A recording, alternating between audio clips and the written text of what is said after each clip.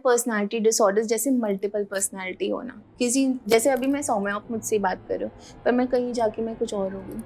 इस डिसऑर्डर को ट्रीट करने के लिए क्या आपको लगता है कि सिर्फ टॉक थेरेपी या जो नॉर्मल थेरेपीज हैं वो काम करेंगे? आई गेस नहीं। तो वही होता है कि फिजिकल हेल्थ हमारी मेंटल हेल्थ को बहुत बहुत बहुत ज़्यादा इफेक्ट करती है। एंड फिजिकल हेल्थ को जब तक हम ठीक नहीं रखेंगे तब तक हमारी मेंटल हेल्थ भी ठीक नहीं रहेगी। तो अब अगर आपको फीवर है तो क्या आप झाड़ा लगवाने जाएंगे या फिर डॉक्टर के पास जाएंगे? बात करके क्या हो जाएगा?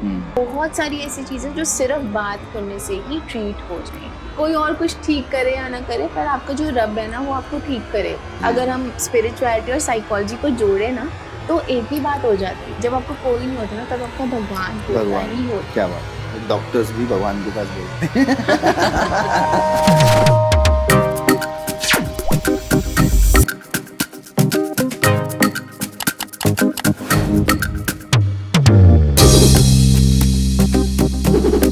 नमस्कार दोस्तों, मैं मनीष पंडित आप सभी लोगों का स्वागत करता हूं वरेनियम टॉक्स के हमारे आज के इस एपिसोड में। और आज हमारे साथ जो स्पेशल पर्सनैलिटी हैं उनका नाम है doctor Saumya. Law of attraction की कोच भी हैं और एक साइकोलॉजिस्ट भी हैं। डॉक्टर सौम्या, कैसे हैं आप? मैं बहुत अच्छी हूँ और मुझे बहुत अच्छा लग रहा है। आज ये दिन भी बहुत प्यारा है आपसे मिलके तो। क्या बात है, क्या बात। डॉक्टर सौम्या, कुछ अपने बारे में हमें बताएं। जैसे हम लोग जो भी हमारे गेस्ट आते हैं सबसे पहले हम उनसे उनका बचपन, उनकी पढ़ाई, उनका एक्सपीरियंस ये पूछते हैं जरूर, क्योंकि जो बहुत सारी चीजें तो ऐसी जो सब लोग आपके बारे में जानते हैं, बट एक बचपन ऐसा होता है जो हर एक को नहीं पता होता। तो प्लीज सबसे पहले हमें वो बताएं अपने बारे में। हाँ जी जरूर। तो मैं बेसिकली दिल्ली से ही बिलोंग करती हूँ, बट अभी करेंटली मैं चंडीगढ़ में काम कर रही हूँ। मैं एक चाइल्ड साइकोलॉजिस्ट हूँ, स्पेशल एजुकेटर भी हूँ। इसके साथ साथ मैंने लॉ ऑफ अट्रैक्शन की कोचिंग और क्रिस्टल हीलिंग भी सीखी है। क्योंकि कहीं ना कहीं बचपन के एक्सपीरियंसेस से मैंने सीखा कि इंसान को जो कला आती है ना उसको उसमें माहिर होना बहुत जरूरी है। जी बिल्कुल। अब अगर मैं आपको ये बताऊं कि मेरा बचपन कैसा था, तो और बच्चों की तरह इतना खुशी वाला या फिर जिस बच्चे को सब मिल जाए वैसा सा कुछ नहीं था। मैंने घर में हमेशा देखा कि मेरी माँ है, वो जॉब पे जा रही है, काम कर रही है, बट स्टिल एक लेडी होने के बावजूद भी उन्हें वो वैल्यू नहीं मिल रही थी जो घर में उन्हें मिलनी चाहिए। वो जितनी मेहनत कर रही थी उनको उस चीज़ का दर्जा नहीं दिया जा रहा था। सो मैं एक ऐसी फैमिली से बिलोंग करती हूँ जो काफ़ी डिस्टर्ब थी। दो मेरे पापा एक बहुत अच्छे लेवल पर बिजनेसमैन रहे हैं अपने टाइम के, एंड उनका काम है प्रिंटिंग का, अभी भी करते हैं वो दरियागंज साइड में। बट कभी भी हमने वो चीज देखी ही नहीं, फादर का प्यार कभी नहीं मिला, बॉन्डिंग नहीं। Yes exactly. जो आप आजकल देख रहे हैं ना कि फादर बच्चे को लेके कहीं जा रहे हैं घूमने के लिए, या फिर वो बच्चों की बेसिक नीड्स का ख्याल रख रहे हैं, there was nothing like that. So मेरी मदर ही थी जो मेरे लिए माँ का भी रोल निभा रही थी और बाप का भी, राइट। तो फिर मैंने हमेशा देखा कि एक लेडी कितने सारे रोल्स में फिट है, राइट। वो स्कूल में भी जाके पढ़ा रही हैं, वो घर आके अपने बच्चों को भी सिखा रही हैं, ठीक है, वो एक गृहिणी भी है सेम टाइम पे। तो फिर कहीं ना कहीं मुझे ये चीज तो पता थी कि मैं अपनी माँ की बेटी नहीं बेटा हूँ, राइट। तो मैंने हमेशा ही अपना माइंडसेट और मेंटालिटी वैसे रखी कि मुझे लाइफ में कुछ करके दिखाना है कि कल को कोई ये ना कह सके कि तुमने अपनी बेटियों को क्या सिखाया है, राइट। तो अब एक बच्चे का मन क्या होता है? बच्चे का मन क्या मांगता है? प्यार मांगते हैं, केयर मांगते हैं, राइट। पर उसको वो चीज जब मिली नहीं होती ना, क्योंकि दोनों पेरेंट्स का होना बहुत जरूरी होता है बच्चे की लाइफ में। माँ या फिर बाप सिर्फ दोनों का रोल नहीं निभा सकते। जो बाप की एक रिस्पॉन्सिबिलिटी होती है वो बाप ही दे सकते हैं बच्चे को, और जो माँ की केयर लव होता है वो माँ ही दे सकती है, राइट। सो कहीं ना कहीं वो इतना ज्यादा मिसिंग था मेरी लाइफ से कि मैंने उस चीज को फील करना शुरू कर लिया अपने ऊपर। वो एक मिसिंग एलिमेंट, प्यार की कमी होना। तो फिर जब मैंने वो चीज रियलाइज की, थोड़ी बड़ी हुई, तो मैंने अपने आप को जानना शुरू किया। तो मुझे अभी भी याद है कि मैं ना बहुत अकेले अकेले रहती थी। मैं ये कह सकती हूँ कि कहीं ना कहीं उस अकेलेपन की वजह से मैं डिप्रेशन में थी, और मैंने अपने आप की हीलिंग करवाई है, मैंने खुद थेरेपीज ली हैं, तब मैंने इस फील्ड को एक्सप्लोर किया। जब मैं उस चीज का खुद शिकार हुई, खुद उस पर मैंने वर्क किया, खुद की विल पावर को स्ट्रॉन्ग किया, तब मुझे पता चला कि हाँ ये एक जरिया है जो लोगों की हेल्प कर सकता है। और क्योंकि एज एन इंडिविजुअल मैंने कभी चाहा ही नहीं कि वो एक बच्चा उस कमी को फील करे, तभी मैं साइकोलॉजी में आई और इस चीज को मैंने एक्सप्लोर किया। कहीं ना कहीं जो फैमिली की जो सिचुएशन थी, यस वो सिचुएशन सामने आई और जिसकी वजह से आपने साइकोलॉजी की तरफ यस, थोड़ा आपका वो रुझान मेरी हुआ। इंस्पिरेशन बनी। जिस चीज की कमी कहते हैं ना, जिस चीज की कमी जिस इंसान के पास होती है, वो उसे रियलाइज जब कर लेता है तो वो उसी चीज की तरफ जाते हैं कि कहीं ना कहीं मैं वो लोगों को दूं कि वो ये चीज ना फील करें। क्या बात, क्या बात। तो कुछ जैसे अभी आपने अभी आप एक साइकोलॉजिस्ट हैं, तो साइकोलॉजिस्ट बनने के बाद क्या इसके कुछ सरप्राइजिंग फैक्ट्स आपके सामने आए कि आपको लगा मुझे चेंज आया, मुझ में बहुत अच्छा फील हुआ, या भाई मैंने जो भी ट्रीटमेंट लिया या किया? हाँ जी। तो पहले तो मैं बहुत ही ज्यादा अलूफ रहती थी। अब क्योंकि बच्चे को नहीं पता होता कि उसे कैसे बिहेव करना है, क्योंकि वो अपने आप में हम घुटते जाते हैं, हमें कोई डायरेक्शन नहीं देता। बट जब मैं साइकोलॉजी से जुड़ी तो मेरा दुनिया को देखने का पर्सपेक्टिव ही बदल गया। अरे वाह, क्या पहले बात। दुनिया, क्योंकि आप खुद बताइए, जब आपके दिमाग में हमेशा नेगेटिविटी रहेगी या फिर अकेलापन रहेगा तो आप दुनिया को भी उसी लेंस से उसी, देखेंगे। हाँ, एंगल बट वही साइकोलॉजी में आने के बाद मेरा चश्मा चेंज हो गया। ओके। मैंने एक पॉजिटिव पर्सपेक्टिव का चश्मा पहन लिया और दुनिया बहुत अच्छी और खूबसूरत हो गई। और ये बात मैं डेफिनेटली अपने एक्सपीरियंस से कह सकती हूँ। तो अब वो चीजें आपके नेचर में भी आ गई हैं कि आप पॉजिटिव रहते हो और पॉजिटिव देखना चाहते हो सबको। यस, हम सोचते भी वैसा है, बात भी वैसी करते हैं। और आते हुए भी, जैसे मैं आज सुबह आ रही थी ना, मैंने देखा कि चिड़िया ऐसे गोल गोल घूम रही है। तो जो मेरे साथ ट्रैवल कर रहे थे, मैंने उन्हें बताया कि वाह वो देखो वो क्या है। तो फिर उन्होंने कहा कि आप कितनी माइन्यूट पॉजिटिव चीजें नोटिस करते हो, क्योंकि हमारा सोचने और देखने का नजरिया वैसा हो जाता है। तो कहीं ना कहीं साइकोलॉजी जो है वो आपको हर एंगल पे पॉजिटिव कर देती है। yes. आपकी लाइफ में आप जो भी देख रहे हैं, छोटी छोटी चीजों को आप रिलेट करते हैं खुशियों से। yes. जैसे आपने चिड़िया को देखा तो आपने उसके अंदर एक पॉजिटिविटी ढूंढी, आपने एक अच्छा सा विजन देखा, उसके अंदर पॉजिटिव विजन देखा ना। एग्जैक्टली। और अगर आप इसका एक दूसरा पहलू समझना चाहे तो जो इंसान जिसने अपने ऊपर वर्क नहीं किया या फिर वो साइकोलॉजी से जुड़ा ही नहीं है और वो बहुत परेशान है, तो वो हमेशा नेगेटिव चीजें या ऐसी चीजें देखेगा जिसमें बहुत ज्यादा टेंशन या नेगेटिविटी होगी। सपोज करिए आते हैं, मैं ये देख रही हूँ बार बार कि ये बिल्डिंग नहीं बन रही, यहाँ बहुत जाम है, तो मेरा मूड भी वैसा होगा क्योंकि मेरे विचार वैसे होंगे। नकारात्मक विचार होंगे, बल्कि साइकोलॉजी क्या करती है, वो आपके विचारों को सकारात्मक विचार बना देती है। जी। आपकी जॉब का सबसे चैलेंजिंग फेस क्या रहता है?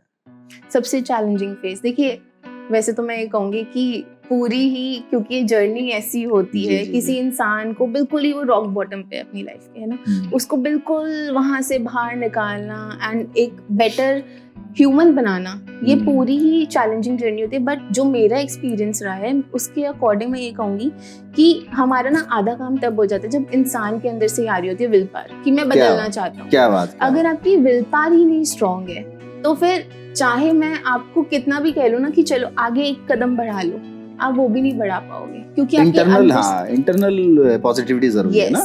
इंटरनली आपके अंदर एक शक्ति होनी चाहिए कि नहीं यार मैं जहाँ भी हूँ ठीक है, पर मुझे इससे निकलना है बाहर। पर अगर वो थॉट ही नहीं है आपका, तो हम चाहे जितना भी मर्जी कर लें, वो इंसान कभी उस चीज से बाहर ही नहीं निकल सकता। और ये एक बुक में भी लिखा है, the power of subconscious mind, जो लुइस हे ने लिखी है, वो भी इसी चीज के बारे में बात कर रही है। उसमें एक बहुत प्यारा एग्जांपल है कि एक लड़का ना अंधा था, ठीक है, उसको बिल्कुल भी नहीं दिखता था, बट उसकी विल पावर इतनी स्ट्रांग थी कि मैं एक दिन दुनिया को देखूंगा। और डॉक्टर्स ने भी बिल्कुल जवाब दे दिया था कि ये ठीक ही नहीं हो सकता था। उसके ट्रीटमेंट के बाद वो ठीक हुआ। क्यों हुआ? क्योंकि उसके अंदर से वो पॉजिटिविटी थी, वो क्या बात, उसको लेके बड़ा पॉजिटिव था वो कि भाई मैं देख सकता हूं। यस। तो कहीं ना कहीं आधा काम तो वही चीज कर देती है। बट अगर आपके अंदर वो चीज है ही नहीं, विल पावर ही नहीं है, तो कैसे मैं आपको कह दूंगी कि चलो बेटा आगे चलो? नहीं, आप कर ही नहीं पाओगे। तभी शायद वो हमारे टीचर्स कहा करते थे ना, मन के हारे हार है, मन के जीते जीत। यदि आप मन से पॉजिटिव नहीं है तो आप चीजों को पॉजिटिव नहीं कर सकते। यस। और शायद वो आपके फिजिकल ट्रीटमेंट में भी नजर आता है कि भाई अगर आप पॉजिटिव नहीं तो दवाई भी असर नहीं करेगी। कुछ लोग, बुजुर्ग लोग खासकर, जो ऐसे मान लेते हैं ना कि भाई सपोज किसी को किडनी का प्रॉब्लम हो गया है या किसी और चीज का प्रॉब्लम, तो मानते रहे नहीं हम तो बचेंगे। तो मोस्ट ऑफ केसेस में देखा गया है कि वो बचते ही नहीं, है ना। तो ये चीज भी होती है कि भाई पॉजिटिव रहना बहुत जरूरी है। एग्जैक्टली। आपने देखा होगा भी बहुत सारे ऐसे एग्जांपल्स हैं, डॉक्टर जवाब दे देता है पर वो इंसान के अंदर ऐसी शक्ति आ रही होती है, यस, तो वो बच जाते हैं, वो उससे हील कर जाते हैं। यस। अच्छा, आपकी फील्ड में सौम्या, आपका कोई मेंटर रहा है कि जिससे आपने बड़ा कुछ सीखा हो और आशीर्वाद रहा हो जिनका, या साथ रहा हो? हाँ जी। जो आपके लिए हमेशा आपके साथ खड़े रहे हों, हाँ, बैड फेसेस में भी और बड़ा। देखिए, सबसे पहले तो मेरी मेंटोर मेरी मदर ही थी। क्या बात। ठीक है, मदर से पहले मेरा ऐसा कोई मेंटोर था नहीं, क्योंकि मैंने उनको देख के ही सीखा कि कैसे हार्डशिप्स में आपको खड़े रहना है, पॉजिटिव रहना है। उसके बाद मेरे जिनसे मैंने सीखी है ये सब चीज़ें, और जो मेरे साथ अभी भी हैं, वो मुझे अभी भी, जैसे कोई हार्ड टाइम होता है, हम खुद भी अभी भी हार जाते हैं क्योंकि हम इंसान हैं at the end of the day, है ना। तो हमें वो अभी भी सिखाने के लिए और खड़े होते हैं। तो मैंने उनसे ना 2 चीज़ें बहुत ज़्यादा इंपॉर्टेंट सीखी कि विश्वास उस चीज़ पे करो जिसे तुम खुद देख रहे हो अपनी आंखों से। क्या बात। क्योंकि साइकोलॉजिकल एक ऐसा ट्रीटमेंट होता है कि आपके पास इंसान आ रहा है, वो आपको बातें घुमा के भी बोल सकता है या किसी और तरीके से भी बोल सकता है, राइट। तो आपको पूरा उसका केस असेस करना पड़ता है, आपको देखना पड़ता है कि क्या ये इंसान मुझे बुद्धू बना रहे हैं या फिर सही बोल रहे हैं या नहीं। क्योंकि अगर उन्हें ट्रीटमेंट ही नहीं करवाना है, अगर उन्हें साइकोलॉजिस्ट को भी घुमा के रखना है कि मैं ठीक ही ना हूँ, क्योंकि उस टाइम पे ऐसी मेंटल स्टेट होती है इंसान की कि वो खुद भी नहीं जानता कि मैं सही कर रहा हूँ या गलत कर रहा हूँ, राइट। तो आप उसी चीज पे विश्वास करो जो आपने खुद देखा है कि ये चीज हो रही है, और इसमें बहुत टाइम लगता है, ठीक है। तो ये मैंने पहली चीज देखी थी। और दूसरी चीज कि अगर आपको कुछ समझ नहीं आना ना, तो आप थोड़ा टाइम लो, हर चीज में रश मत करो। और जरूरी नहीं कि सबकी हीलिंग या फिर ठीक होने की जर्नी एक प्रॉपर पीरियड में हो। कोई 2 साल में ठीक होता है, कोई 6 महीने में भी हो सकता है। एग्जैक्टली। तो वो डिपेंड करता है। सो हर इंसान की जर्नी अलग है, किसी को किसी से कंपेयर मत करो। तो ये 2 चीजें बहुत ज्यादा इंपॉर्टेंट है जो मैंने सीखी। और कहीं ना कहीं फैमिली का सपोर्ट होना बहुत जरूरी होता है इस चीज में। सो अगर वो मिसिंग होगा तो इंसान तो खुद ही अंदर से हारा हुआ है, राइट। तो वो कैसे हील हो पाएगा। तो your mom is your first teacher. I guess वैसे सबकी लाइफ में, हाँ, ये मैं वही बोलने वाला था कि सबकी जो पहली गुरु होती है वो माई होती है। हाँ जी। अच्छा, साइकोलॉजिस्ट में और साइकेट्रिस्ट में क्या फर्क होता है? ओके। क्योंकि सब, मुझे तो वही लगता है मनोचिकित्सक समझ में आता है कि वही मनोचिकित्सक ही है, बट वो दोनों में बेसिकली डिफरेंस क्या है? हाँ जी, तो इस डिफरेंस को जानना ना इंडिया में बहुत ज्यादा जरूरी है। क्योंकि देखिए साइकोलॉजी के अंदर ना, अगर आप एज अ फील्ड बात करें, इसके अंदर बहुत सारी अलग अलग कैटेगरीज हैं डिसऑर्डर की। अगर आप आजकल देखें, ज्यादा से ज्यादा सोशल मीडिया पे डिप्रेशन की बात हो रही है या एंजाइटी की, स्ट्रेस की एंजाइटी, पर सिर्फ यही आपका मेंटल हेल्थ या साइकोलॉजी से रिलेट नहीं करता जी। इसके अंदर बहुत तरीके के होते हैं प्रॉब्लम्स या डिसऑर्डर्स। अगर मैं बात करूं, जैसे पर्सनालिटी डिसऑर्डर हो गया, बिहेवियर डिसऑर्डर हो गया आपका, ठीक है, मूड डिसऑर्डर हो गया जिसमें ये डिप्रेशन आता है, ठीक है। एंजाइटी डिसऑर्डर्स अलग होते हैं, चाइल्डहुड डिसऑर्डर्स अलग होते हैं, ईटिंग डिसऑर्डर्स भी होते हैं। सो बहुत डिफरेंट टाइप के डिसऑर्डर्स हैं। सो यहाँ पे अब क्या होता है कि साइकोलॉजिस्ट क्या होता है, हम टॉक थेरेपी देते हैं जिसमें काउंसलिंग होती है, या फिर हम थेरेपीज के थ्रू एक इंसान को ट्रीट करते हैं, ठीक है। जैसे CBT हो गई, कॉग्निटिव बिहेवियर थेरेपी, एक थेरेपी का नाम है। तो फिर इन डिफरेंट थेरेपीज के थ्रू हम इंसान को ट्रीट करते हैं अकॉर्डिंग टू देयर प्रॉब्लम। अगर और वो थेरेपी जो आपने बताई उसमें बेसिकली क्या खाली बातों से समझाना होता है, या वो थोड़ा डिफरेंट, वो ज्यादा सिवियर चली जाती हैं चीजें। तो अभी मैं आपको एक बहुत ज्यादा ब्रीफली नहीं बता रही हूँ, क्रक्स दे रही हूँ चीजें, यस, ठीक है। तो ये होते हैं साइकोलॉजिस्ट, जैसे काउंसलिंग साइकोलॉजिस्ट, जैसे मैं हूँ, मैं काउंसिल करके बात टॉक थेरेपी के थ्रू और जो CBT वगैरह होती हैं इनके थ्रू हम इंसान को ट्रीट करते हैं। पर जैसे अभी मैंने आपसे बात क्या की है कि कुछ ऐसे क्लिनिकल डिसऑर्डर्स होते हैं, जैसे मेजर डिप्रेशन। अब डिप्रेशन जरूरी नहीं है कि सिर्फ बंदे का जो मूड है वो बहुत ज्यादा लो है, या उसे नींद नहीं आ रही है, या बहुत ज्यादा अलू फील कर रहे हैं। नो, डिप्रेशन के भी बहुत सारे सिम्टम्स होते हैं। या तो आप बहुत ज्यादा सोओगे या फिर सोओगे नहीं, यस, या फिर आपकी बहुत ज्यादा हाइपर एक्टिविटी बढ़ जाएगी या फिर होगी ही नहीं, या फिर आप बहुत ज्यादा खाओगे या फिर खाओगे ही नहीं। अरे बाबा। आपको होपलेसनेस हो सकती है, वर्थलेसनेस हो सकती है, हेल्पलेसनेस भी हो सकती है। तो बहुत डिफरेंट सिम्टम्स होते हैं। कुछ डिप्रेशन तो ऐसे भी होते हैं कि इंसान एकदम से रिएक्ट करता है, हर चीज में खुश हो जाता है, और आप उसे देख के कहोगे इसको तो है ही नहीं डिप्रेशन, पर वो खुशी वाला अलग डिप्रेशन होता है। अच्छा, वो भी डिप्रेशन है? यस यस यस, मतलब खुश होने का भी डिप्रेशन है। अरे बाजू, ओके, ठीक है। और एक डिप्रेशन ऐसा होता है जिसमें आपको खुशी वाला भी एस्पेक्ट आएगा और अपसेट वाला भी एस्पेक्ट आएगा, उसे हम बाइपोलर कहते हैं, जिसमें दोनों पोल्स हैं, खुशी वाला भी है और अपसेट होने वाला भी है। सो बहुत टाइप के डिप्रेशन होते हैं, और ये इसको ट्रीट करने के लिए हम किसके पास जाएंगे, आप खुद बताइए एक बार। साइकोलॉजिस्ट के पास जाएंगे, साइकियाट्रिस्ट? फिर तो साइकियाट्रिस्ट जाएंगे, यस, ठीक है।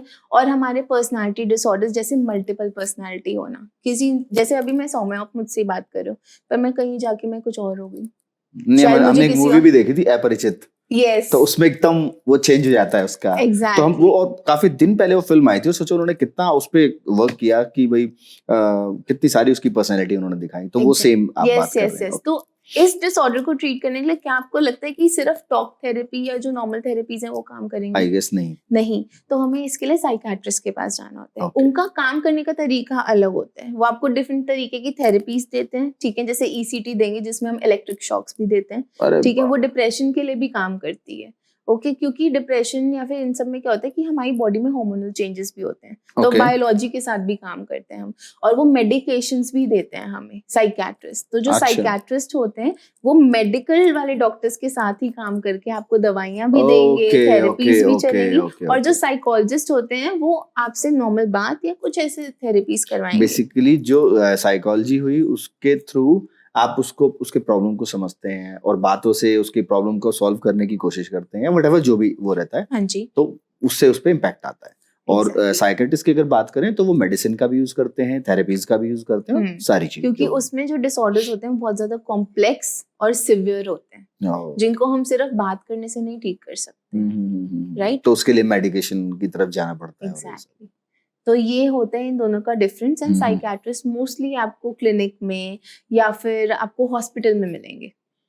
अच्छा, अभी कुछ ना मिसकॉन्सेप्शंस होते हैं थेरेपी को लेके। हाँ जी, जैसे भी आपने बताया साइकियाट्रिस्ट के लिए, तो वो जो मिसकॉन्सेप्शंस हैं उनका क्या रोल है इसमें, साइकियाट्रिस्ट में होने में, कि भाई जो थेरेपी के थ्रू हम लोग ठीक करते हैं, जैसे भी आपने बताया इलेक्ट्रिक शॉक दिया या वो ठीक होती है, उससे सॉल्व होता है, प्रॉब्लम सॉल्व होता है? यस, उससे प्रॉब्लम सॉल्व होती है, बट आपको थोड़ा रेगुलर रहना पड़ता है अपने सेशन में। अब आप खुद सोचिए कि आप फर्स्ट सेशन में आए हैं, ठीक है, आपके फर्स्ट सेशन में आप जो थोड़े बहुत आपकी हीलिंग हो रही है, जो थोड़े बहुत आप ठीक हो रहे हैं, 20% है। अभी प्रॉब्लम 100% है, पर इतना ही काम हुआ है इस चीज में। पर अगर आप उसके सेशन मिस कर दें, थोड़ा सा ठीक हो गया, फिर अगर आपको लगे आपकी फैमिली को, तो फिर वो तो वापस से बैक टू स्क्वायर वन हो जाएगा।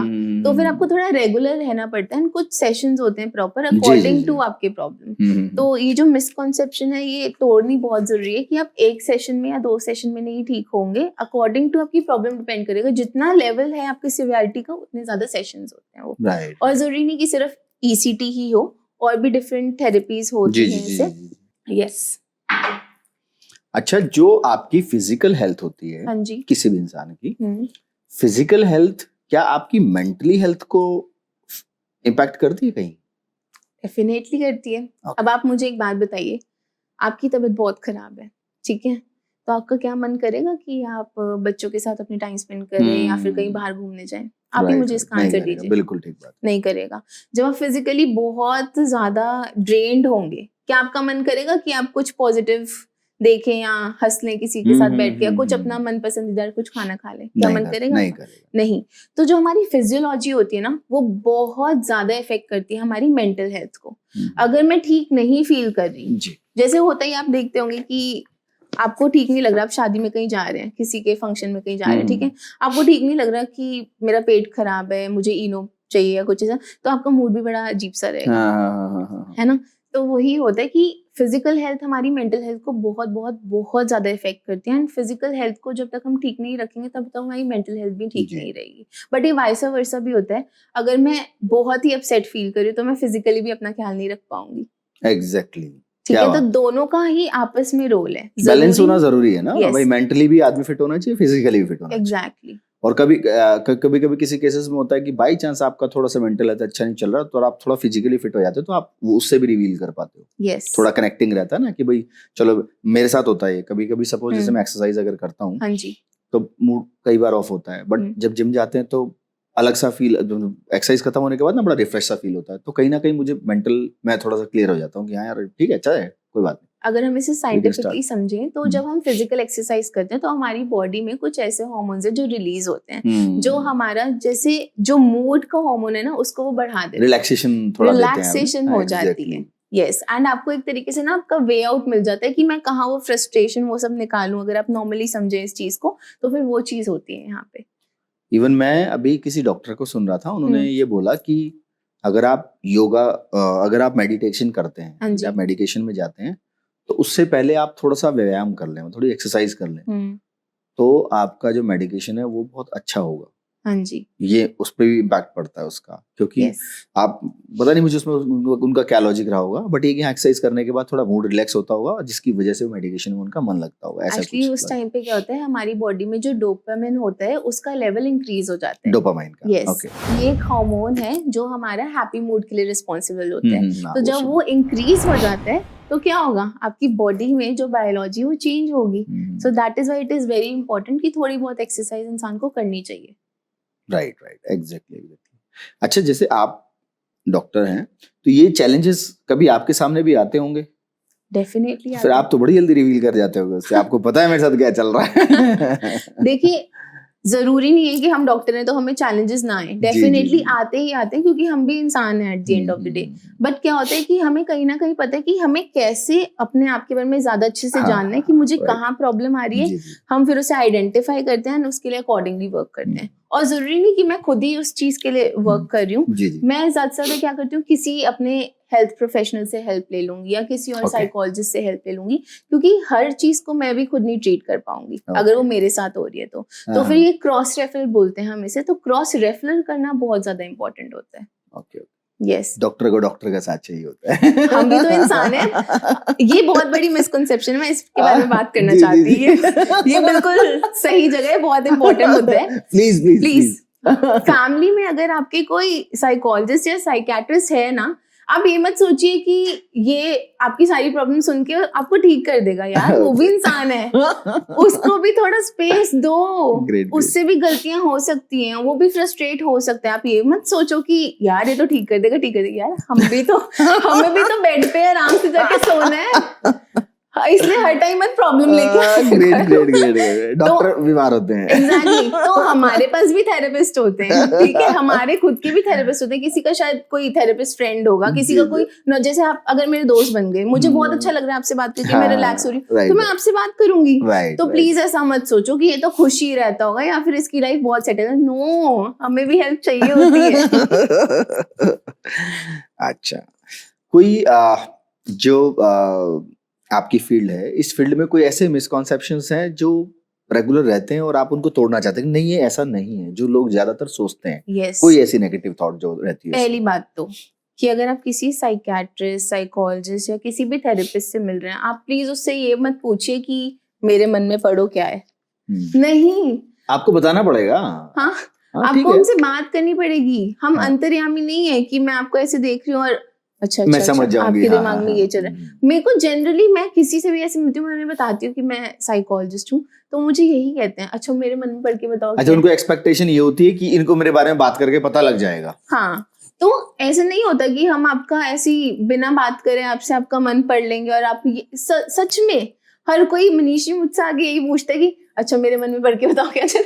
नहीं, इस चीज को तोड़ना बहुत जरूरी है, क्योंकि हमें आपसे बात करके, आपकी बॉडी लैंग्वेज को ऑब्जर्व करके, ठीक है, आपके चाइल्डहुड एक्सपीरियंसेस के बारे में जान के हमें तब पता चलेगा कि अच्छा यहाँ से ये प्रॉब्लम आ रही है, यहाँ से ये रूट कॉज आ रहा है, या फिर इस वजह से ये इंसान ऐसा बिहेव कर रहा है। मैं आपको देख के नहीं कह सकती कि ये इतना गुस्सा क्यों है, मुझे भी थोड़ा सा ऑब्जर्व करना पड़ेगा आपको कि क्यों है ये इंसान गुस्सा।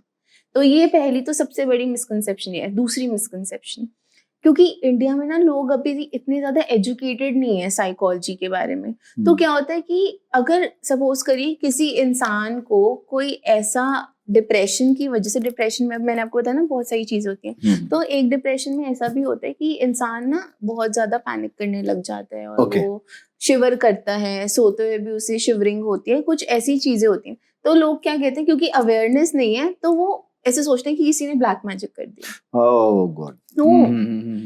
ये आपके माइंड में जो न्यूरॉन्स है ना, उनकी न्यूरल एक्टिविटी कुछ मिसमैनेज हो गई है, क्योंकि आपकी लाइफ में कोई ऐसा इंसिडेंट हुआ है और वो इंसिडेंट की वजह से आपने इतना ज्यादा ओवरथिंक कर लिए, इतना ज्यादा अपने ऊपर ले लिया। यस, तो वो आपकी बायोलॉजी को इफेक्ट कर गया। उस वजह से आप डिप्रेशन में जा चुके हैं, उस वजह से आपको ऐसे अटैक्स आ रहे हैं, उस वजह से आप खुद को संभाल नहीं पा रहे। और क्योंकि अवेयरनेस नहीं है, लोगों को पता नहीं है, वो क्या सोचते हैं, भाई किसी ने कुछ कर दिया।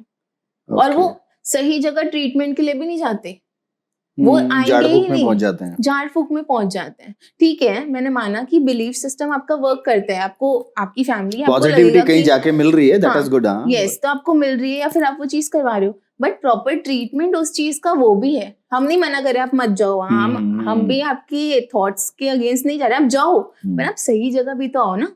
अब अगर आपको फीवर है तो क्या आप झाड़ा लगवाने जाएंगे या फिर डॉक्टर के पास जाएंगे कि भाई मुझे बताओ, मुझे बार बार फीवर चढ़ रहा है, एक बार का होता तो मैं क्रोसिन ले लेता, पर मुझे बार बार चढ़ रहा है, तो आपको रूट कॉज मिलेगा ना। तो आप गलत जगह मत जाइए, ये बहुत बड़ी दूसरी मिसकंसेप्शन है। ये अच्छा, बहुत अच्छी बात है। हाँ जी, और भी बहुत सारी मिसकंसेप्शंस हैं साइकोलॉजी से रिलेटेड, जैसे कि लोग कहते हैं कि बात करके क्या हो जाएगा।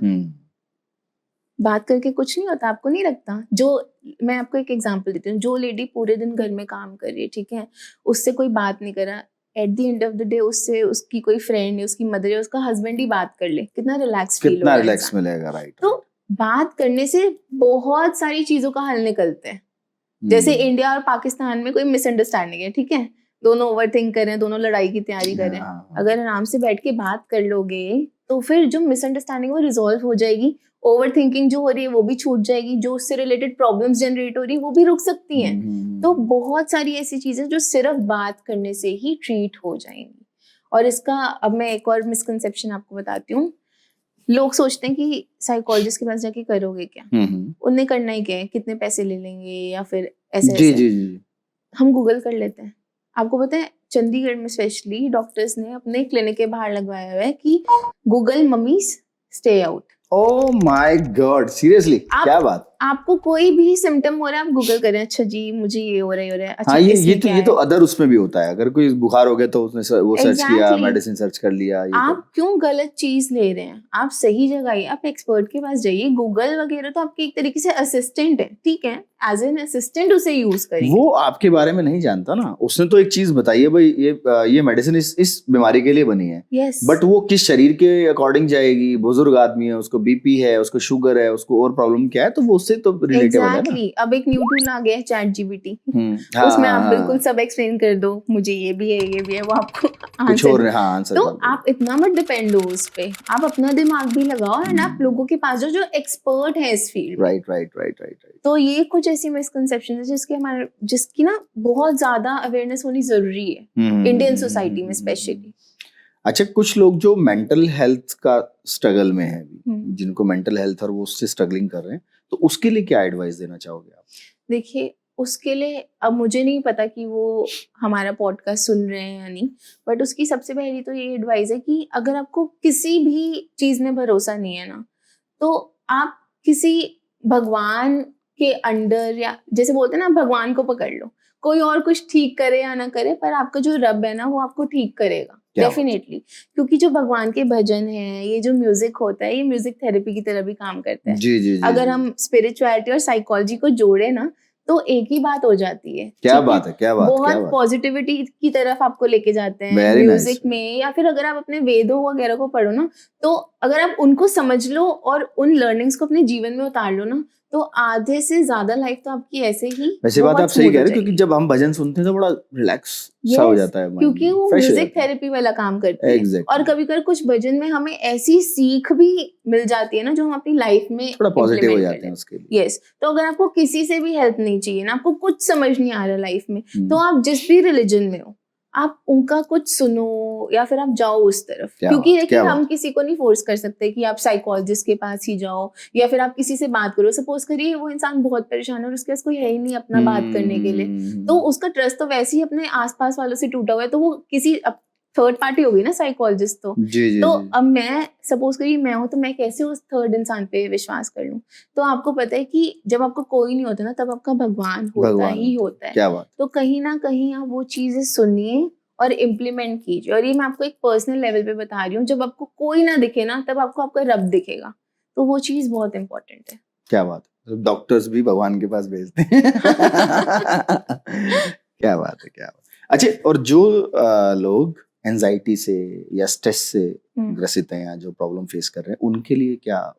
ओके, तो मैं इसके लिए सबसे इजीएस्ट तरीका आपको बताऊंगी कि आप योगा या फिर मेडिटेशन करिए। पर अब लोगों को पता ही नहीं मेडिटेशन कैसे करते हैं, उन लोगों को लगता है बस आपको ऐसे बैठना है। नो, मेडिटेशन बहुत सारे तरीकों का होता है, जिसमें आप विजुअलाइजेशन मेडिटेशन कर सकते हैं, डांस मेडिटेशन कर सकते हैं, म्यूजिक मेडिटेशन कर सकते हैं, आर्ट मेडिटेशन कर सकते अरे हैं। वाह, क्या बात। मेडिटेशन सिर्फ ये नहीं कि आप बहुत स्ट्रेट होके बैठ गए एक पोस्चर में, नो, और आप ध्यान लगा रहे, नो। मैं मानती हूँ जो इंसान साइकोलॉजिकल प्रॉब्लम से गुजर रहा है ना, उसके दिमाग में इतनी ज्यादा ओवर थिंकिंग हो रही है कि वो मेडिटेशन कर ही नहीं पाएगा। राइट। तो आप कोई ऐसा फील्ड लीजिए जिसमें आपको खुशी मिले। कुछ लोगों को कुकिंग में खुशी मिलती है, कुछ लोगों को पेट्स के साथ खुशी मिलती है। तो हमने इन चीजों का नाम दिया हुआ है। जैसे डांस कर रहे हैं, आपको खुशी मिल रही है, आप प्रेजेंट मोमेंट में, राइट, है ना, तो आप वो चीज कीजिए, उसको आप नाम दे दीजिए डांस मेडिटेशन। क्या बात है, आपको जिस चीज से खुशी मिल रही है, आप उस चीज को पकड़िए और वही आपको एक वे देगा, तो वही आपका मेडिटेशन बन जाएगा। Dance meditation, music meditation, art meditation. Art पसंद है, आर्ट करिए।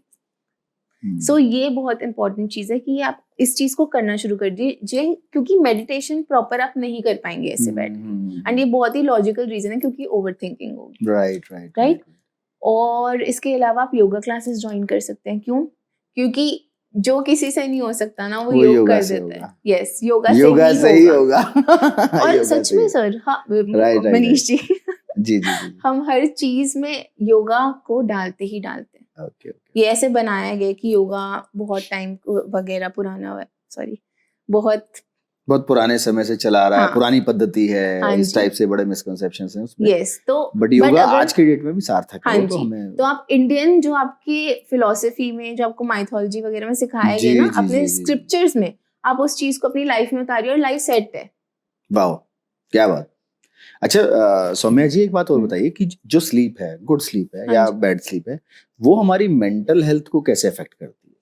जैसे भी आपने पहले बताया था ना कि आपकी नींद अच्छी आ रही है, ज्यादा आ रही है या कम आ रही है, वो भी डिपेंड्स ऑन कि भाई आदमी कितना बीमार है, कैसे क्या है, तो वो थोड़ा बताइए। तो साइकोलॉजी में ना हमारे कुछ ऐसे रिनाउंड साइकोलॉजिस्ट हैं जो पहले के टाइम पे स्लीप पे रिसर्च करके गए हैं। तो उसमें यही है कि एक प्रॉपर स्लीप साइकिल होनी चाहिए। अगर किसी इंसान की प्रॉपर स्लीप साइकिल नहीं है, तो क्या आपको लगता है कि वो अपने काम में पूरी तरीके से वर्क प्रोडक्टिविटी दे पाएगा? नहीं, क्योंकि वो खुद में ही चिड़चिड़ा या परेशान रहेगा, या फिर उसे नींद आती रहेगी, झपकियां आती रहेंगी। और जब आपकी स्लीप साइकिल 8 आवर्स की नहीं होती प्रॉपर, तो क्या होता है, आपका दिमाग चलता नहीं है, आपको सुन सा फील होने लग जाता है। तो अगर आपको लगता है कि आपको पूरा प्रोडक्टिविटी देनी है अपने काम में, तो आपको अपनी स्लीप साइकिल 8 आवर्स की रखनी पड़ेगी। अगर नहीं पॉसिबल है आपके शेड्यूल में, तो आप उसे चंक्स में डिवाइड कर दीजिए। जैसे आप दोपहर को सो गए, चंक्स मतलब छोटे उसमें डिवाइड कर दीजिए, ठीक है। तो आप दोपहर को सो गए, आपने पावर नैप ले ली थोड़ी देर की, but it is very important.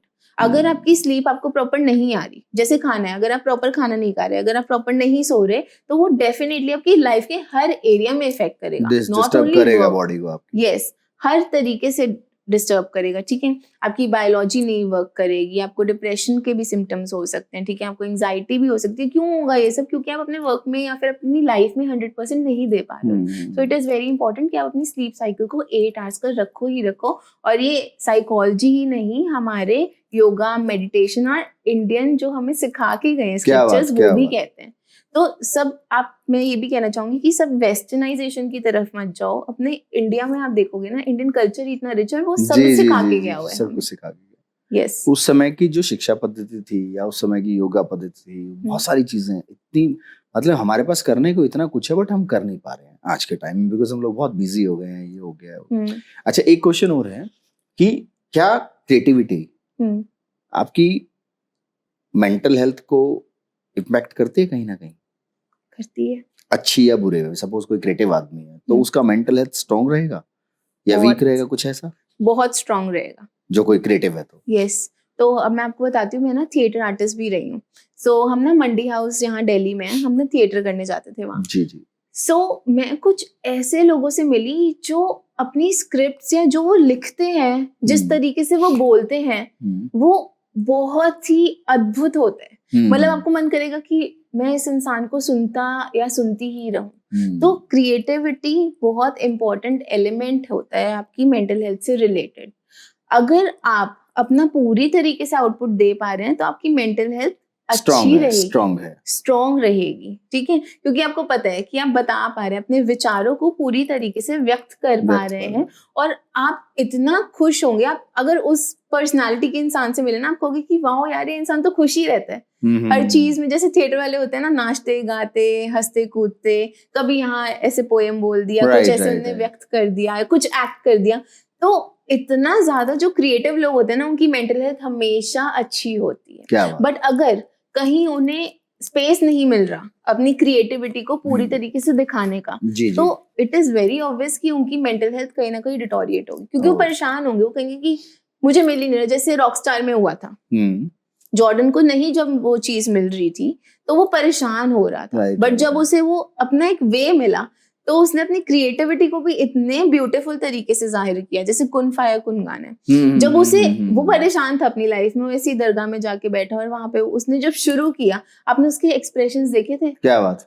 तो क्रिएटिविटी ने उसकी मेंटल हेल्थ को स्टेबल करना शुरू कर दिया, फिर वो वहीं रहने लग गया था, राइट। तो रॉकस्टार जो मूवी है ना, वो हमें बहुत कुछ सिखाती है। सेम तमाशा और इम्तियाज अली तो बहुत ही ज्यादा फेमस है मेंटल हेल्थ और क्रिएटिविटी की बात। डॉक्टर साहब फिल्में बहुत देखती हैं। ठीक है, अभी आते हैं आपके दूसरे वाले फेज पे, law of attraction. What is law of attraction? चलिए इसे एग्जांपल से समझते हैं जी। अगर आप बार बार प्रॉब्लम के बारे में सोच रहे हैं, ठीक है, तो आपके थॉट्स कैसे होंगे? अच्छे तो नहीं होंगे, जाहिर सी बात। हाँ, अब अगर मैं बार बार यही सोचूं कि यार आज मेरे घर की लाइट चली गई, तो मैं फील कैसे करूंगी? इरिटेटेड, फ्रस्ट्रेटेड, गुस्सा आएगा मुझे, ठीक है। तो अब उसके बाद क्या होगा कि मैं किसी से भी बात करूंगी, मैं नेगेटिव बात ही करूंगी, मैं अपना गुस्सा निकालूंगी। तो अब लॉ ऑफ अट्रैक्शन क्या कहता है कि हम सब एक मैग्नेट है, ठीक है। मैं जैसा सोचूंगी, जैसा फील करूंगी, जैसे एक्शंस लूंगी, जैसा बिहेवियर दूंगी, वैसा ही मैं अट्रैक्ट करूंगी। अब आप मुझे एक बात बताइए, आपको अपनी लाइफ में इतना एक्सपीरियंस हो गया है ना, आई होप काफी टाइम का एक्सपीरियंस होगा आपका, ठीक है। तो आप मुझे सिंपल सा आंसर दीजिएगा, कोई इंसान है बहुत क्रिएटिविटी, अच्छी बातें कर रहा है, पॉजिटिविटी, ठीक है, लाइफ में हमें ये करना चाहिए, वो करना चाहिए, एक्सप्लोर करना चाहिए, बड़ा अच्छा है, ठीक है। और दूसरी तरफ एक इंसान है जो है ये हो गया, ऐसे हो गया, उसने ये कर दिया, वो कर दिया। किससे बात करेंगे आप? ऑब्वियसली पॉजिटिव बंदे के पास। क्यों? हाँ, क्योंकि उसका ऑरा वैसा है, उसकी पॉजिटिविटी वैसी है। Exactly, that is law of attraction. जैसा आप सोचेंगे, जैसा फील करेंगे, जैसा आप एक्ट करेंगे, क्या बात, वैसी आपकी बॉडी की वाइब्रेशन हो जाएगी। और लॉ ऑफ अट्रैक्शन क्या कह रहा है कि आप एक चुंबक है, आप एक मैग्नेट है। तो अगर मैं अच्छा सोचूंगी, मेरा व्यवहार अच्छा होगा, मैं वैसा फील करूंगी, तो मेरी बॉडी का जो ऑरा है वो पॉजिटिव हो जाएगा, फिर मैं अपनी लाइफ में जो चाहूंगी वो अट्रैक्ट करूंगी। सो ये होता है लॉ ऑफ अट्रैक्शन। ये नहीं होता कि जो मैं सोच रही हूँ वो मैं पा लूंगी। नो, जो मैं सोच रही हूँ, फील कर रही हूँ, वो मैं पाऊंगी, क्योंकि मेरी बॉडी की वाइब्रेशन वैसी हो जाएगी। So this is law of attraction. But लोग क्या करते हैं, मैंने अभी सोच लिया मुझे 10,000 रुपए मिल जाए, 10,000 रुपए मिल जाए, ऐसे नहीं मिलेंगे, ऐसे सोच रहे थे, हाँ, ऐसे नहीं मिलेंगे। तो ये बहुत बड़ी मिसकंसेप्शन भी है लॉ ऑफ अट्रैक्शन के बारे में।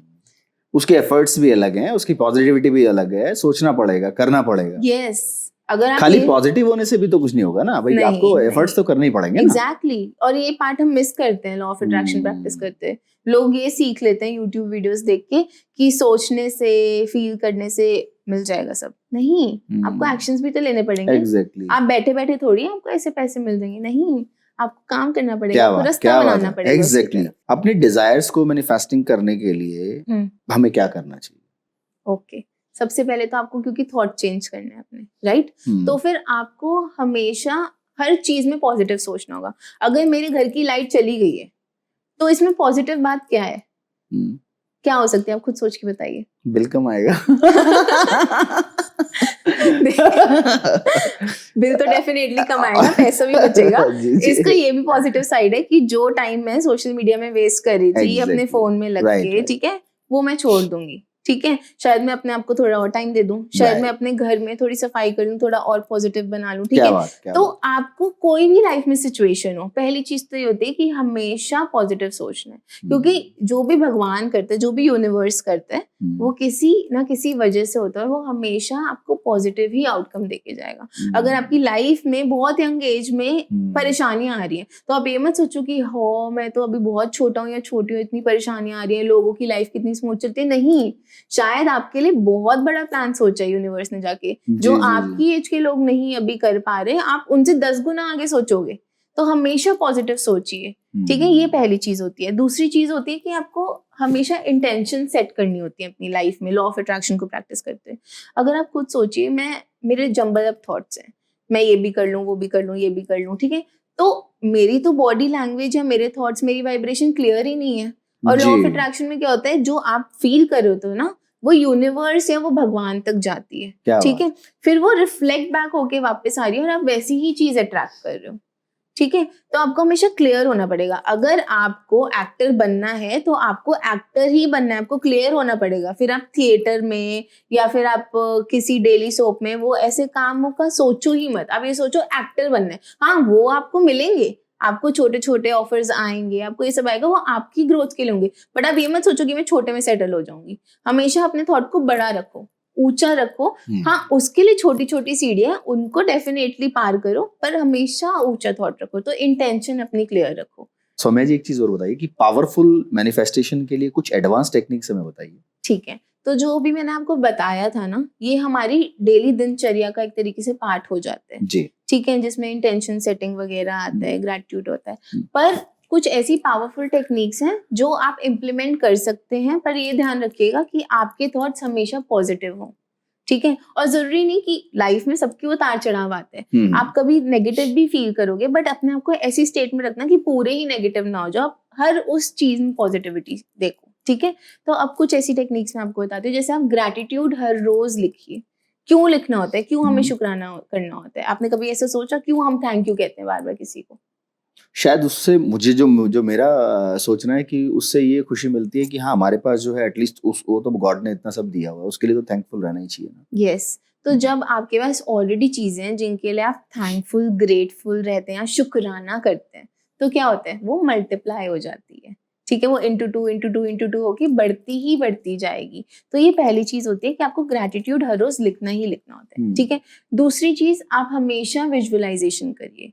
जैसे अगर मेरे को सपोज करिए एक्ट्रेस बनना है, मैं शीशे के सामने खड़े होके प्रिपेयर करूंगी, शायद मेरे को ऑस्कर मिल रहा है तो मैं उस स्पीच के लिए थैंक यू स्पीच बोलूंगी, है ना। तो जितना मैं फील कर पाऊंगी ना विजुअलाइजेशन के थ्रू या एक्ट एज इफ के थ्रू, तो फिर उससे वो चीज और मल्टीप्लाई होगी। और आप सारी टेक्निक का बेसिक साइंस देखिए, जितना आप फील कर रहे हैं, हर किसी में ग्रैटिट्यूड कह रहे हैं, सपोज करिए मुझे आज 10,000 रुपए मिले, मैं बहुत बहुत बहुत खुश हूँ और मैं लिख रही हूँ उसे, ठीक है, तो वो और मल्टीप्लाई हो रहा है। विजुअलाइजेशन कर रही हूँ, सोने से पहले मैं सोच रही हूँ कि वाओ मुझे ऑस्कर मिल रहा है, ठीक है, तो फिर उससे भी क्या हो रहा है, मेरी फीलिंग बढ़ रही है, तो मैं मैग्नेट हूँ ना, मेरा और बढ़ रहा है, तो मैं उसे अट्रैक्ट करूंगी। सबका बेसिक साइंस जो है ना, सबका सेम है, पर डिफरेंट टेक्निक्स हैं। और जैसे अभी आपने कहा ना कि हर इंसान अलग है, किसी को कोई टेक्निक सूट करेगी, किसी को कोई सूट करेगी, तो ऐसे ही होता है। और जो मैंने अभी आपको बताया कि शीशे के सामने खड़े होके मैं एक्ट कर रही हूँ, इस टेक्निक को हम कहते हैं एक्ट एज इफ। तो आप ऐसे यस, एक्ट एज इफ वो आपको मिल गया है। आप ऐसे एक्ट करिए कि आपको ऑस्कर मिल गया, आप स्पीच दे रहे हैं करके, आपकी बॉडी लैंग्वेज वैसी होगी, आपके एक्सप्रेशंस वैसे होंगे, आपको बहुत प्राउड फील हो रहा होगा अपने अंदर, ठीक है। तो ये कुछ ऐसी टेक्निक्स हैं जो बहुत पावरफुल हैं, एंड अगर आप रेगुलरली करते हैं तो डेफिनेटली मेरी गारंटी है कि कोई नहीं रोक सकता आपको उस चीज को पाने से। बट शर्त है, थॉट्स को पॉजिटिव रखिए और अपने ऊपर भरोसा रखिए। अगर भरोसा ही नहीं है आपको खुद के ऊपर कि मैं इस चीज के लायक हूँ, तो क्या आपका सबकॉन्शियस माइंड उस चीज को मान पाएगा जो आप एक्ट कर रहे हैं या जो आप विजुअलाइज कर रहे हैं जिसके लिए? नहीं। सो बहुत इंपॉर्टेंट होता है कि कुछ चीजों को अलाइन रखना होता है ये टेक्निक्स को प्रैक्टिस करते समय। क्या बात है, क्या बात है।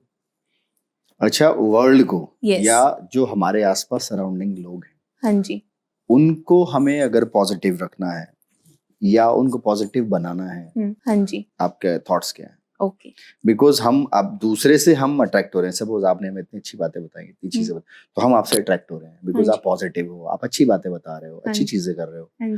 तो हमसे कोई अट्रैक्ट हो सके तो ऐसा हम क्या करें? ठीक है, हमें पॉजिटिव रहना चाहिए, सारी चीजें ठीक है, बट हम अपने आप में रहते हैं ना जनरली लोग कि भाई ठीक है, मैं पॉजिटिव रहने की कोशिश कर रहा हूँ, I'm trying to, मैं साफ रहूँ, मैं किसी से गलत ना बोलूँ। तो हमसे कोई अट्रैक्ट हो तो उसके लिए आप क्या टिप्स देना चाहिए? आप पहले मुझे एक बात बताइए, आपको क्यों ही किसी और को अट्रैक्ट करना है? ओके, पहले मुझे आप यही इस चीज का आंसर दीजिए। मेरे बारे में कोई अच्छी सोच बना के रखे इसीलिए। ओके, और या फिर मैं जिस भी फील्ड में हूँ उसमें मुझे रेस्पेक्ट मिले, या जिस भी काम को मैं कर रहा हूँ उसके लिए मुझे अच्छा पैसा मिले, जो नॉर्मल थॉट्स हैं उनको लेके सोच के बोल रहा हूँ मैं। मैं आपको एक बेसिक चीज बताती हूँ। जब मैंने आपको कहा कि हम मैग्नेट हैं जी, जब आप खुद के बारे में पॉजिटिव सोचोगे, जब आपको अपनी सेल्फ वर्थ फील होगी, क्या आपको ये नहीं लगता कि दूसरे इंसान को भी फील होने लग जाएगी? हाँ, क्योंकि वो चीज मल्टीप्लाई होगी। राइट। तो फिर ये चीजें सारी कनेक्टेड है। तो आप जितना अपने ऊपर वर्क करोगे ना, जितना खुद पे आप काम कर लोगे, right. जितना अपनी आप खुद की नजरों में अपनी self worth, self value, self love और सेल्फ एस्टीम को बढ़ा लोगे, क्या बात, वो चीजें, क्योंकि मैग्नेट हो आप, मल्टीप्लाई होके ही आएंगी। लोग भी ये सोचेंगे कि वाह ये इंसान तो बहुत पॉजिटिव है, हम इससे आके बात करें, वाह इसका तो काम ही बहुत अच्छा है, तो आपके ऑटोमेटिकली पैसा आपकी तरफ आएगा, ठीक है, प्रोजेक्ट्स आपकी तरफ आएंगे, लोग आपकी तरफ आएंगे, आपके रिश्ते अच्छे हो जाएंगे, आपकी हेल्थ भी अच्छी हो जाएगी। सो ये ही बेसिक इसका मैं आपको कहूंगी कि इलाज या फिर आंसर है। जी। अच्छा, कुछ लोग, मैं जानना चाहता हूँ कि मिथ है या क्या है, कुछ लोग ब्लैक मैजिक से लॉ ऑफ अट्रैक्शन को कनेक्ट करते हैं। यस। क्या ये कनेक्शन है कहीं? नहीं, बिल्कुल भी नहीं। लॉ ऑफ अट्रैक्शन एक बहुत डिफरेंट फील्ड है और ब्लैक मैजिक एक बहुत डिफरेंट चीज है। ये दोनों एक दूसरे से कनेक्टेड बिल्कुल भी नहीं है, ठीक है।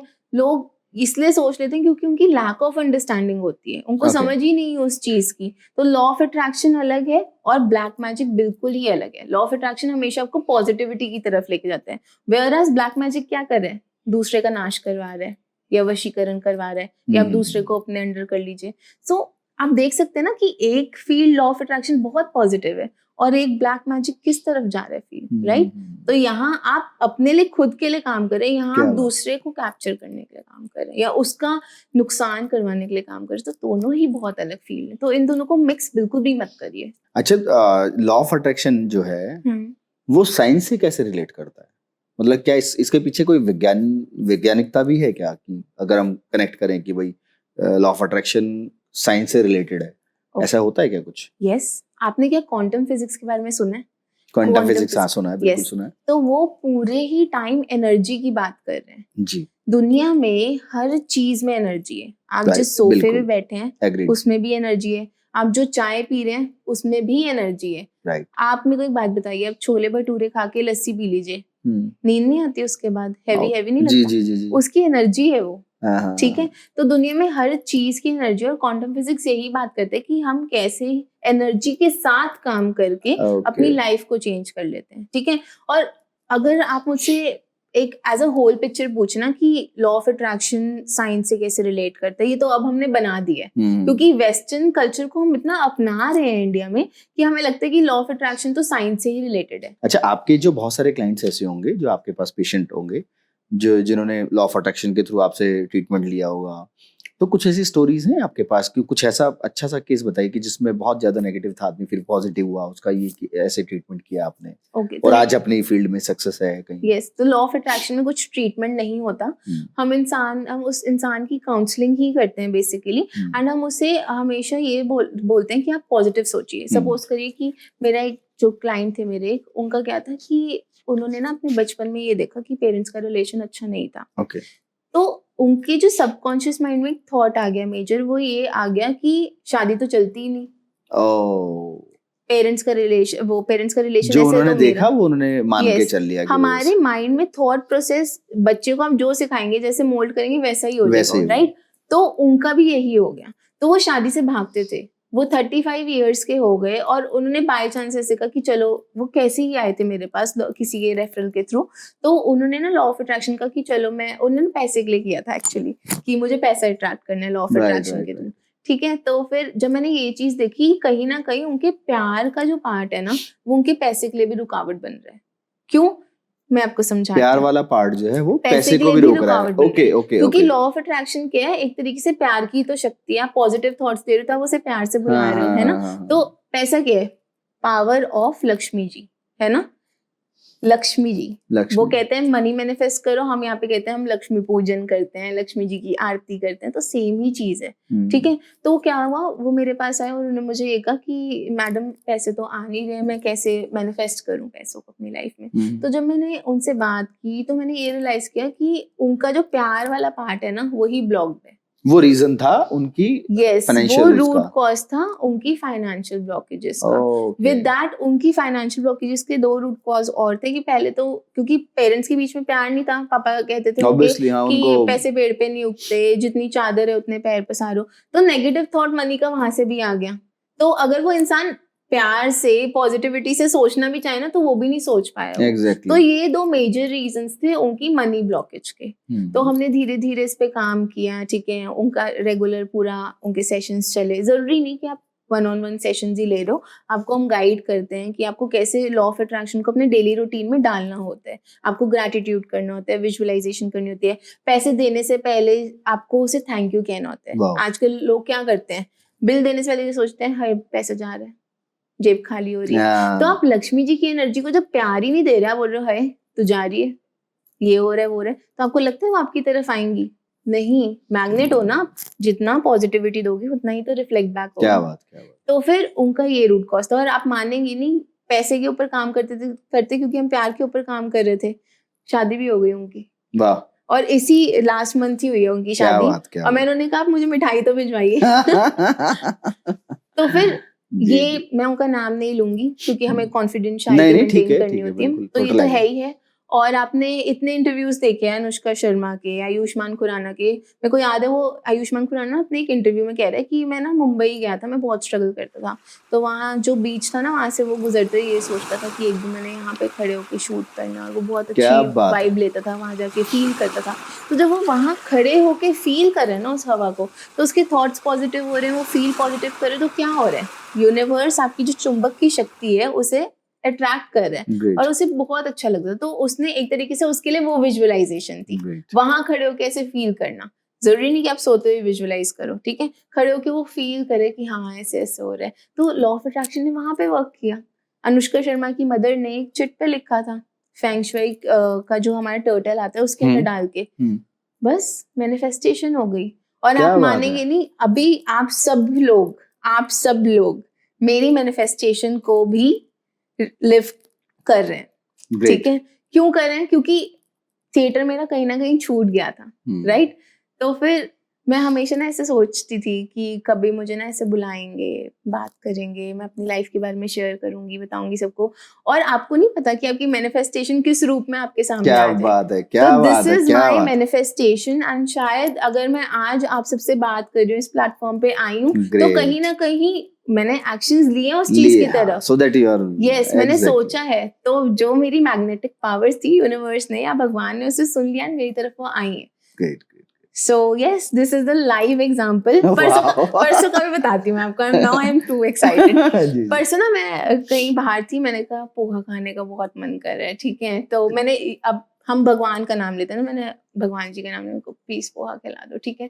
आप मानेंगे नहीं, मैं जहाँ पे थी वहाँ उस कैंटीन में पोहा बना था उस दिन स्पेशली। क्या बात है, क्या बात। और मेरे कलीग्स मुझे कह रहे सौम्या तुम कुछ और मांग लेती वो भी हो जाता। आज पोहा खाने का मन था, पोहा खाना है। तो लॉ ऑफ अट्रैक्शन वर्क करता है। बस हाँ, अपनी वाइब्रेशन पे वर्क करो, अपने थॉट्स पे वर्क करो, डेफिनेटली आपको रिजल्ट मिलेंगे, ये मेरी गारंटी है। अगर ना मिले तो फिर आप मेरे पास आना, मैं बताऊंगी क्या प्रॉब्लम है। कमी कृपा कहाँ रुकी हुई है? फिर आप बताओ कृपा कहाँ कृपा रुकी है, फिर मैं कृपा करूंगी आपके ऊपर। Great, great. अच्छा, आप एक डॉक्टर भी हैं और आप थिएटर आर्टिस्ट भी हैं।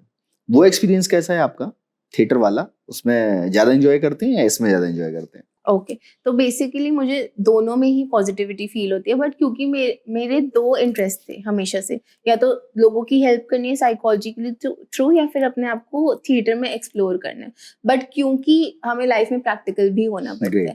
अब मैंने आपको बताया ना कि मैं अपनी मम्मी का बेटा भी हूँ, तो क्या आपको लगता है कि अगर मैं थिएटर में अपना जो टाइम है वो डिवोट करती तो मैं उनको फाइनेंशियली उस तरीके से एड इतना ना कर पाती, ठीक है, जो मैंने प्रैक्टिकली सोचा। अब आप कहेंगे कि आप लॉ ऑफ अट्रैक्शन वाइज भी सोच सकती थी, बट इंसान को कभी ना कभी प्रैक्टिकल भी होना चाहिए। अब आप ये भी मुझसे क्वेश्चन कर सकते हैं, खाली अच्छे पॉजिटिव थॉट्स आने से जरूरी नहीं है ना, आपको एफर्ट्स, वही वाली बात है, फिर एफर्ट्स वाली बात आएगी, वो तो करना ही पड़ेगा। यस, अब आप मुझसे ये भी क्वेश्चन कर सकते हैं कि मैम आप फिर लॉ ऑफ अट्रैक्शन के बारे में सोच के ये भी कर सकते हैं कि मेरे पास 1 करोड़ रुपया है। नहीं, जब मेरी वैल्यू अभी मैं 10,000 ही कमा रही हूँ, तो अगर मैं एकदम ही थॉट देने लगी कि मैं 1 करोड़ रुपए मैनिफेस्ट कर लूं, तो क्या आपको लगता है कि मेरा सबकॉन्शियस माइंड, मेरे बिलीफ सिस्टम वो पॉजिटिव हो पाएंगे? वो तो ये कहेगा कि एकदम से इतनी बड़ी जंप कैसे? हाँ, मैं 20,000 रुपए की जॉब या 25,000 रुपए या 50,000 रुपए ऐसे थोड़े थोड़े लेवल्स में कर सकती थी, राइट? बट मैंने हमेशा एक प्रैक्टिकल अप्रोच अपनाई अपनी लाइफ में, और मैंने, क्योंकि मुझे साइकोलॉजी में भी इंटरेस्ट था, तो कहीं ना कहीं मैंने उस